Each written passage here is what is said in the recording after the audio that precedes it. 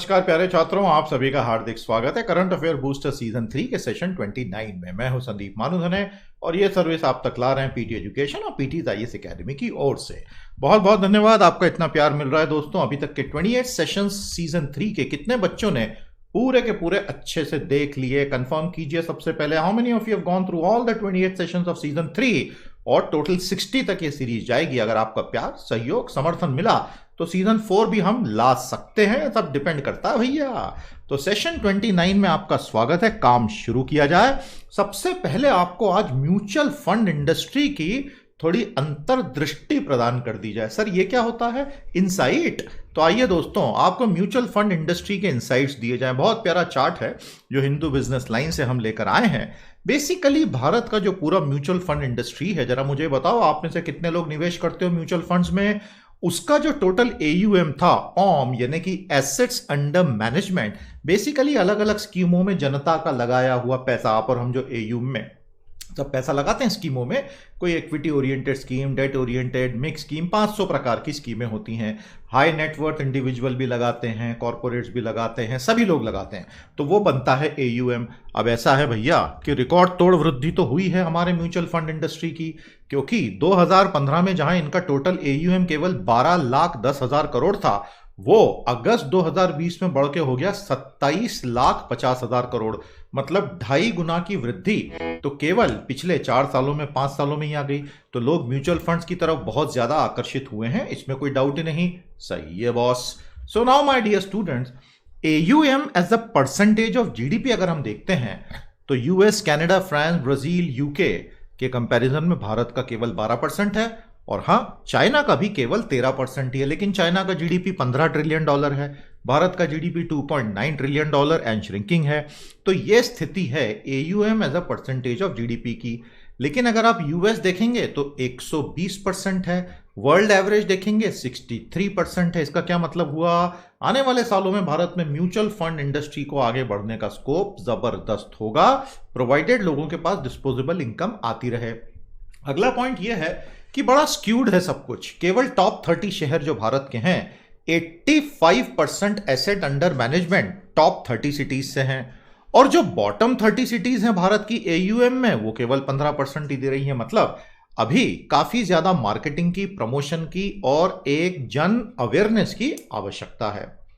अब बात करते हैं कि कौन कौन लोग पैसा लगाते हैं म्यूचुअल फंड में। कॉर्पोरेट्स 45% कॉन्ट्रीब्यूशन है एयूएम में, 11.5 लाख करोड़।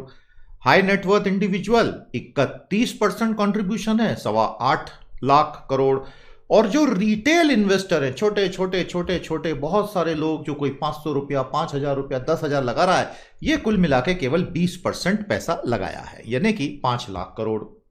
जितने टॉप म्यूचुअल फंड्स हैं इंडस्ट्री के, उनके बॉटम 30 के टाउन्स में बहुत ही खराब पेनिट्रेशन है, टॉप में ही है। और भारत के जो टॉप राज्य हैं दोस्तों, 3/4 भारत का एसेट अंडर मैनेजमेंट यानी म्यूचुअल फंड में लगा हुआ पूल्ड पैसा केवल 5 राज्यों से आता है। और महाराष्ट्र अकेला भारत के कुल एयूएम का 44% है, मतलब म्यूचुअल फंड इंडस्ट्री में से आधी अकेले एक महाराष्ट्र के दम पे चल रही है। लो कर लो बात। उसके बाद दिल्ली 9%, कर्नाटक 7%, गुजरात 6%, पश्चिम बंगाल 5%। तो बड़ा स्क्यूड है, और इसका मतलब स्कोप फॉर ग्रोथ इज ट्रेमेंडस। मजा आया इस इंसाइट में? तो ये इंडस्ट्री इंसाइट्स में वंस इन अ वाइल लाते रहता हूं, अलग अलग इंडस्ट्रीज की। आज का पहला ऑफिशियल सवाल नोट करें। सेशन को लाइक और शेयर कर लिया कि नहीं? जिन जिन ने लाइक कर लिया है, कोरोना माता का प्रसाद ले लो। Go corona go, no corona no, करुणा शांत हो, करुणा शांत हो। याद रखिएगा, आपके 4 दोस्त होंगे, मास्क होगा, सैनिटाइजर होगा, साबुन होगा, ग्लव्स होंगे। अगर आपने चारों का पालन कर लिया, बहुत हद तक आप सेफ रहेंगे। आज का पहला ऑफिशियल क्वेश्चन नोट करें, कंपाइल करें, उत्तर भी लिखें। पहला क्वेश्चन हमारा है, summarise the situation of mutual fund industry in India in 5 basic points. अब आपके पास ये पूरा ज्ञान आ गया है, ये हर जगह आप यूज कर सकते हैं, तो कीजिएगा। अब आपको बताएंगे Indian women in work and at home की स्थिति। भारत में महिलाओं और पुरुषों दोनों के लिए कौन कितना काम कर रहा है। घर का जो काम होता है उसको कहते हैं डोमेस्टिक अनपेड वर्क, घरेलू बिना किसी वेतन भत्ते का काम। और जो बाहर आप काम करते हैं वो होता है पेड फॉर्मल एम्प्लॉयमेंट। तो अब जो लेटेस्ट फिगर्स आए हैं बहुत चौंकाने वाले हैं। ये फिगर आए हैं प्यारे दोस्तों नेशनल स्टैटिस्टिकल ऑफिस जो कि मॉस्पी में आता है, मॉस्पी का फुल फॉर्म बता दो, एनएसओ ने जनवरी दिसंबर 2019 में सर्वे किया, मतलब लेटेस्ट डेटा है और एकदम ऑथेंटिक सरकारी डेटा है। क्या कहता है ये डेटा?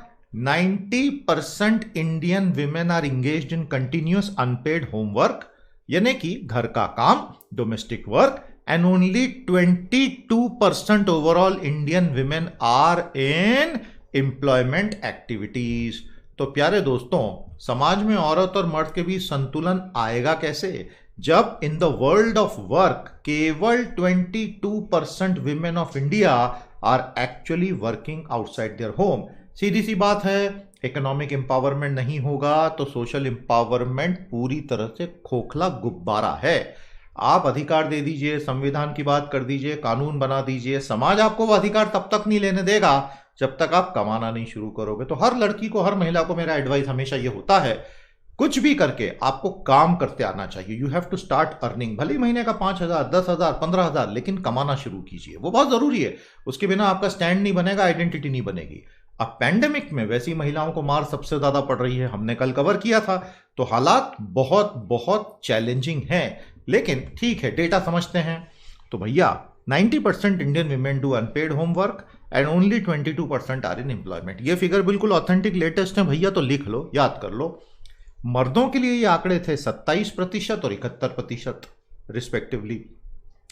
अलग अलग राज्यों में अलग अलग रुझान है, कितना परसेंटेज विमेन और मेन घर का काम करते हैं। सबसे ज्यादा प्रतिशत मर्द जहां घर के काम में हाथ बटाते हैं, नेशनल स्टैटिस्टिकल ऑफिस सर्वे के मुताबिक गोवा, असम, अरुणाचल।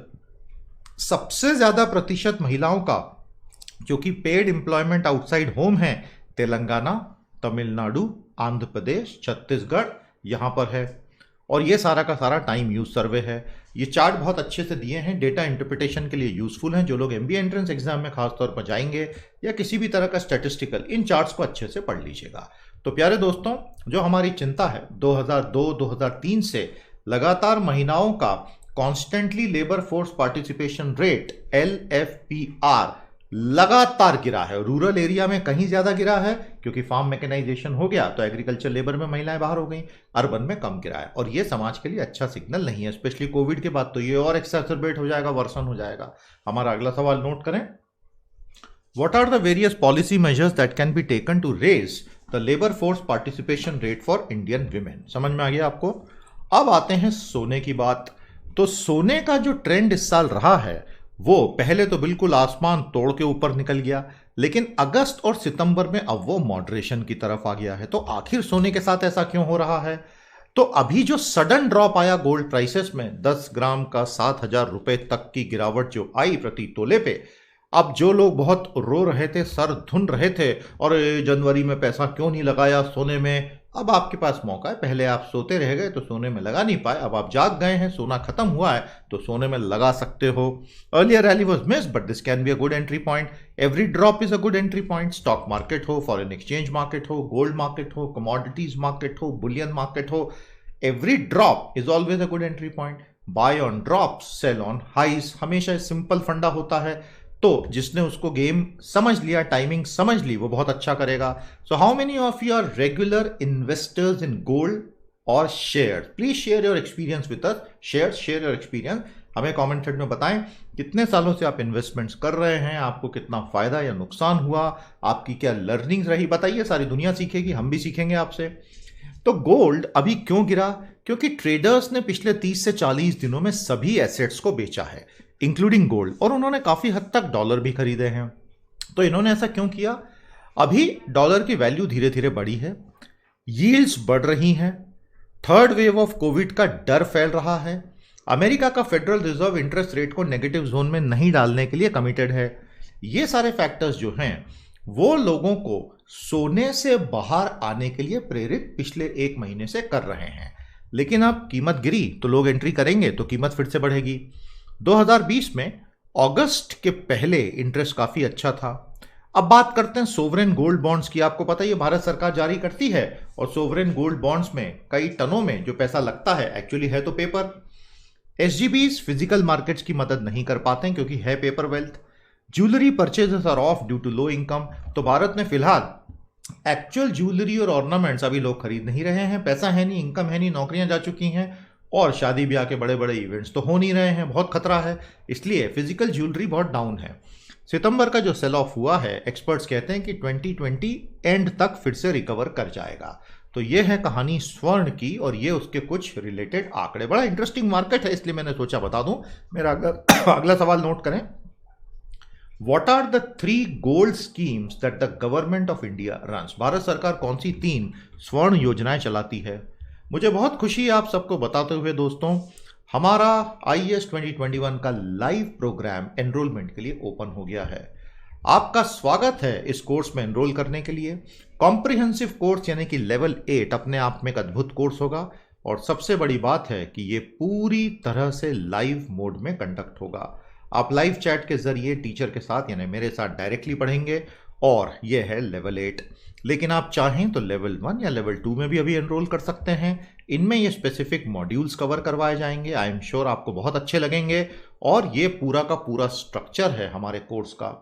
आपका स्वागत है, हमारी लाइव की साइट को देखें, वहां आकर सारी जानकारी इन कोर्सेज की लें। 19 अक्टूबर से ये कोर्सेज शुरू हो जाएंगे। बहुत प्यार से और बहुत ही शिद्दत से हमने इन कोर्सेज को डिजाइन किया है and I hope you will join hands with us और एक बहुत बढ़िया लर्निंग प्रोसेस अपनी आप शुरू करवाएंगे।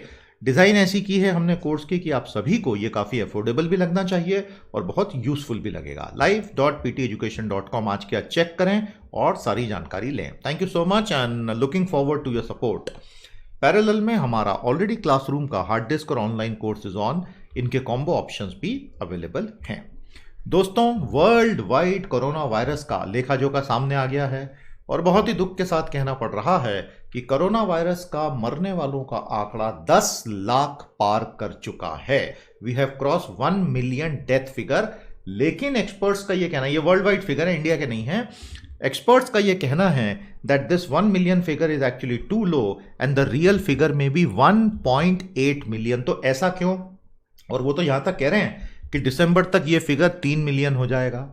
लेकिन ऐसा क्यों? इसमें इतना गैप कहां आ रहा है, क्यों आ रहा है? बेसिकली उनका ये कहना है कि एग्जैक्ट क्वांटिफिकेशन कर पाना मेडिकल सिस्टम के लिए बहुत मुश्किल हो रहा है, क्योंकि people who are not symptomatic उनमें वायरस जिस तरह से ट्रांसमिट होता चला जा रहा है उसकी वजह से एक्यूरेट क्वांटिफिकेशन में बहुत दिक्कतें आ रही हैं और without any sign of the disease ये वायरस घुस रहा है शरीरों में। Even in developed nations data accurate नहीं है और एग्जैक्ट मोर्टेलिटी मेजरमेंट बहुत मुश्किल हो गया है और this affects policy making also. तो पहली बार ऐसा हुआ है कि एक ऐसा वायरस, एक ऐसा माइक्रोब, एक ऐसा शत्रु आया है इंसान का जिसका एग्जैक्ट मेजरमेंट इंपैक्ट का कर पाना असंभव हो रहा है फॉर डेवलप्ड नेशंस ऑल्सो, जहां वो कोई डेटा छुपाते नहीं है, कुछ नहीं करते हैं, वहां भी दिक्कत है। फिर एस्टिमेट यह है कि 2025 तक विश्व अर्थव्यवस्था को ट्रिलियंस ऑफ डॉलर्स की चोट ये कोविड दे के जाने वाला है और फिलहाल इसके खत्म होने के अभी कोई आसार नहीं है। तो आगे आगे देखिए होता है कि हमारा अगला सवाल नोट करें। What are the challenges in the exact quantification of the mortality from COVID? अब अमेरिका में प्रेसिडेंशियल डिबेट्स प्रारंभ हो गए हैं। ट्रंप वर्सेस बाइडेन कल पहला डिबेट हुआ, भयंकर खतरनाक डिबेट रहा। लेकिन उस डिबेट के बीच उसका जुड़ा हुआ मैंने एक आपके सामने ट्वीट भी रखा है। इसके अलावा एक चीज आपको बता दूं, डोनाल्ड ट्रंप ने बहुत गंभीर आरोप बातों बातों में लगा दिया। तो मतलब जब मैंने सुना तो मेरी तो सांस ही रुक गई, क्या बोल रहा है? डोनाल्ड ट्रंप बोले कि well you can always allege that I've not done testing when I've always done it. No sir. I mean, if you look at Russia, they're not telling the right figures. If you look at China, they're not telling the right figures. If you look at India, they're not giving right. If you look at India, तो गड़बड़ ये हो रही है कि एक झटके में ट्रंप दादा ने, डोनाल्ड ट्रंप ने एक झटके में रूस, चीन और भारत को एक ही ब्रैकेट में डाल दिया। मतलब that's not a very good company to be in as far as the mortality rate and data reporting things are concern. और उन्होंने ये आरोप लगा दिया दुनिया के सामने कि ये लोग अपने फिगर्स सही नहीं देते हैं। ये बहुत सीरियस एलिगेशन है और कहीं ना कहीं ट्रंप एक चीज को थोड़ा अंडर एस्टिमेट कर रहे हैं। भारत जैसे देश में अगर वाकई ऑनेस्ट प्रयास भी हो तो भी एक्चुअल फिगर्स मिलने में बहुत दिक्कत आनी है। उतना कैपेबिलिटी नहीं है सिस्टम में डाउन द लाइन। वो बड़ी जमीनी स्तर की बात होती है दोस्तों। तो ये है पूरी पूरी कहानी and this actually indicate that overall yes he is flustered. और दिक्कत तो है ही, 2 लाख अमेरिकन जो हैं वो मर चुके हैं।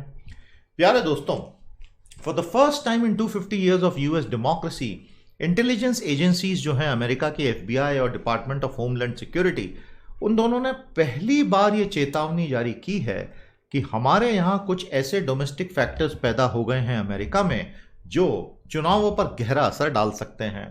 बहुत सारे डोमेस्टिक फैक्टर अमेरिका में वैसे आ गए हैं जो अमेरिका के इस साल के अगले महीने के चुनावों पर गहरा असर डालेंगे। ऐसा 250 साल में किसी ने वार्निंग जारी नहीं की। सिविल वॉर के बाद भी चुनाव हुआ था 1864 में।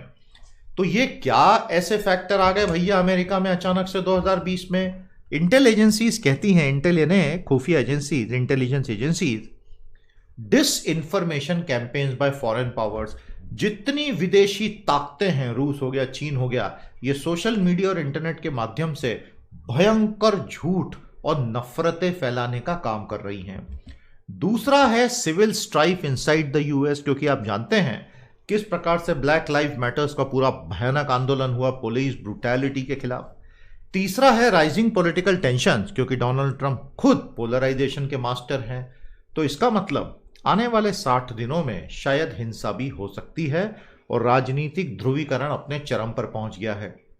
पैरेलल में डोनाल्ड ट्रंप ने बहुत तेजी से डिजीज जज गिनबर्ग का रिप्लेसमेंट ढूंढना और एमी कोनी बैरेट को सेनेट से कंफर्मेशन दिलाने की कोशिश की है। ऐसा क्यों? क्योंकि डोनाल्ड ट्रंप ये बात बहुत अच्छे से जानते हैं कि अगर इलेक्शन डिस्प्यूट हो गया तो सुप्रीम कोर्ट में जाएगा और वहां अगर कंजर्वेटिव पैक्ट हैं तो शायद फायदा हो, शायद नहीं भी हो, नो वन नोस। और अगर वैसा हुआ तो जनवरी फरवरी तक ही चुनाव के नतीजे आएंगे। हमारा अगला सवाल नोट करें, what is the peculiarity of the American presidential election system? America का जो राष्ट्रपति पद का चुनाव होता है ना, बड़ा पिक्यूलियर है। पॉपुलर वोट आपको थोड़ा कम भी मिले तो भी आप जीत सकते हो। ऐसा हुआ है? तो हमें उस सवाल का जवाब जरूर दीजिएगा। इंग्लिश क्रैकर कोर्स आपके लिए एक आदर्श कोर्स है। अगर आपको अंग्रेजी जीरो से सीखनी है, बहुत बेसिक आपको आती है लेकिन अब थोड़ा पॉलिश करना है, एग्जाम की तैयारी करनी है और प्रोफेशनल लाइफ में अच्छा करना है, ये एक कोर्स है जो आप आज के आज एनरोल कर लें। 100 सेशंस का कोर्स है, 1 आवर 40 मिनट की हर क्लास है, बहुत मजा आएगा आपको। दोस्तों, both central and state governments are not hiring as much as they used to earlier.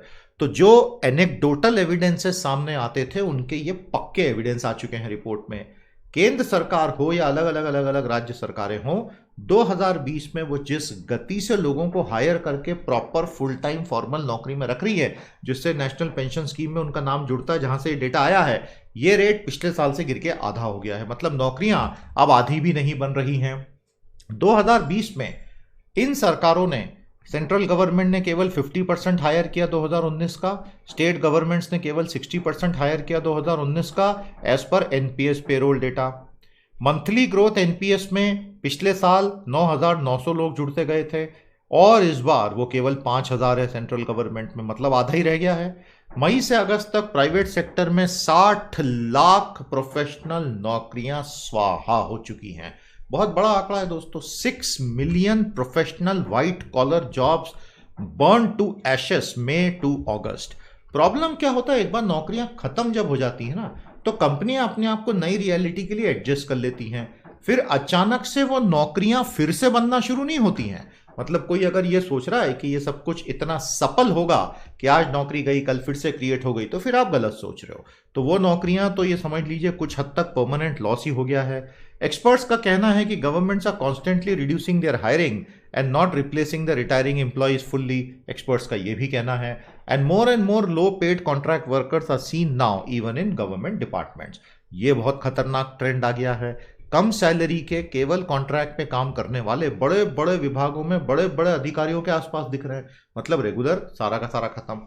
दोस्तों, अब ये कोई एक वन ऑफ या एक एक्सेप्शनल केस नहीं है। अब हम इसको ट्रेंड मान सकते हैं कि सरकारों ने भी तय कर लिया कि हायरिंग नहीं करनी है।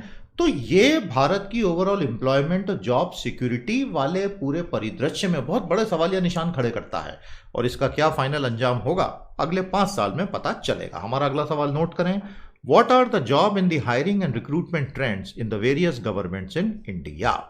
प्यारे दोस्तों, चीन अपनी बदमाशियों पर वापस आ गया है। चीन का कहना है कि एलएसी जो है ना भैया, 1959 वाली एलएसी को बॉर्डर बना देते हैं। यूनिलैटरली चाइना ऐसे दावे कर रहा है जो भारत ने पूरी तरह से रिजेक्ट कर दिए हैं कि लद्दाख की बॉर्डर में 1959 का मानने का तो सवाल ही नहीं उठता। Many attempt to settle it, Bharat ने बहुत बार कोशिशें की, अनेक बार एग्रीमेंट्स हुए, सब हुआ और इसको फाइनली मुद्दे को खत्म करना, लेकिन 2003 में जब एक्चुअल मैप्स एक्सचेंज हुए तो वैंग ही उठ के चले गए थे उस मीटिंग से। उसके बाद से चाइना ने बात करना ही छोड़ दी। अब अचानक 2020 में बोल रहे हैं हमें तो 1959 वाला चाहिए। पैरेलल में आईएएफ के चीफ मार्शल भदौरिया ने कहा है कि बड़ा uneasy no war no peace situation है, लेकिन कभी भी चिंगारी भड़क सकती है। चाइना ने पैरेलल में भारत को वार्न किया है कि तुमने ये जो स्टेट को बदल के यूटी किया लद्दाख को, वो इलीगल है, तुम नहीं कर सकते। भारत ने पलट के चाइना को बोला है कि आंतरिक मामलों में दखल मत दो, अपना शिनजियांग और अपना हांगकांग पहले संभाल लो। तो ये है कहानी एलएसी लद्दाख की। हमारा अगला सवाल नोट करें, what is the controversy associated with the 1959 claim line. प्यारे दोस्तों, ये है कुवैत। आप देख रहे हैं गल्फ कोऑपरेशन काउंसिल में मोनार्की है, कुवैत का झंडा भी दिखा दिया।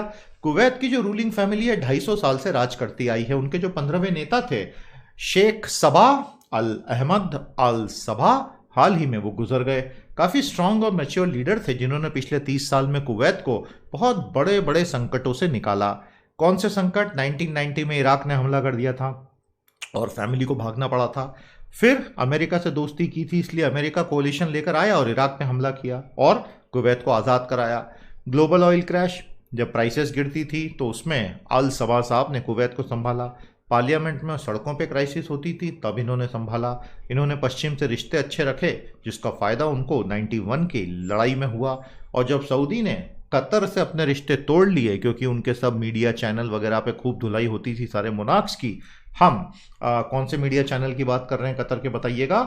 तो अल सबाह साहब मीडिएटर बने थे, तो काफ़ी बड़ी हस्ती मिडिल ईस्ट के थे और उनका निधन हो गया। प्यारे दोस्तों, अगला सवाल नोट करें, what is the biggest geopolitical shift happening in the middle east as on date. बहुत बड़े परिवर्तन के दौर से चल रहा है।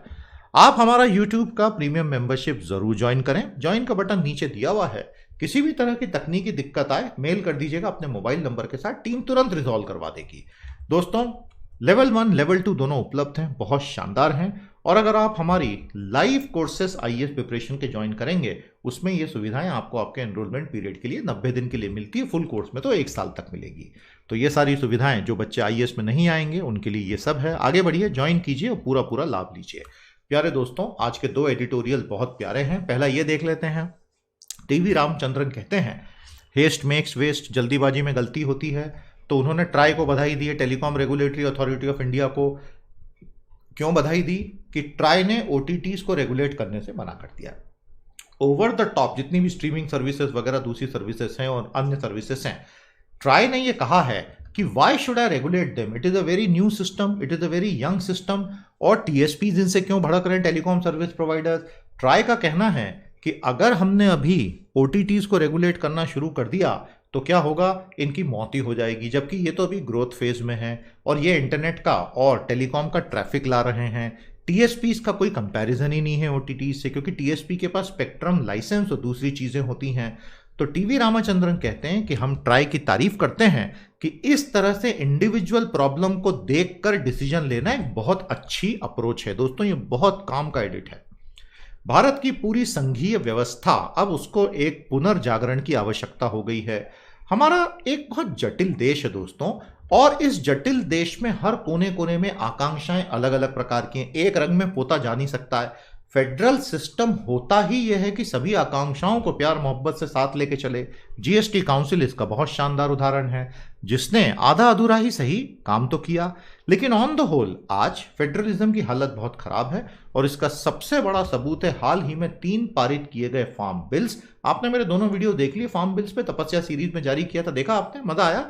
और उसमें स्टेट्स को कॉन्फिडेंस में नहीं लिया गया। अगर ऐसा होगा तो आगे कोऑपरेशन भी नहीं मिलेगा और ये टीम इंडिया के लिए ठीक नहीं होगा। उम्मीद करता हूं एडिट्स आपको अच्छे लग रहे हैं। दोनों हमारे चैनल को लाइक कर लीजिएगा, कंट्रीब्यूट करते चलिएगा। जो लोग कर रहे हैं उनको बहुत बहुत धन्यवाद। ये इस वीक का शेड्यूल है। हमारी पूरी कोशिश होती है कि आप तक हम सब कुछ लेकर आएं। 5, 10, 15, 20% ऊपर नीचे होगा, उसके लिए हम क्षमा प्रार्थी हैं। आज के लिए इतना ही सेशन 29 सीजन 3 में। कल हम आपसे मिलेंगे प्यारे दोस्तों सेशन 30 के साथ। तो ये सीरीज चलेगी 60 तक। तो भैया इसके बाद सीजन 4 लाना है कि नहीं, थोड़ा सोच के हमें बता देना। प्यार मोहब्बत बना रहेगा, लाइक शेयर करते चलोगे, व्यूज बढ़ते जाएंगे तो सीजन 4 भी हम जरूर लाएंगे। और मेरे दोस्तों, आप हमें लाइव आईएएस में पूरा पूरा सपोर्ट करें। आप तक हमारे ईमेल, हमारे व्हाट्सएप मैसेजेस आएंगे, उनको देखिए, पढ़िए, जानकारी लीजिए। एंट्री लेवल 1 से लेकर 7 तक है और कॉम्प्रिहेंसिव लेवल 8 भी है। आई होप आपका बहुत सहयोग हमें आने वाले दिनों में मिलेगा। 19 अक्टूबर से बैचेस शुरू हो जाएंगी। मेरी तरफ से इतना ही। नमस्ते, जय हिंद।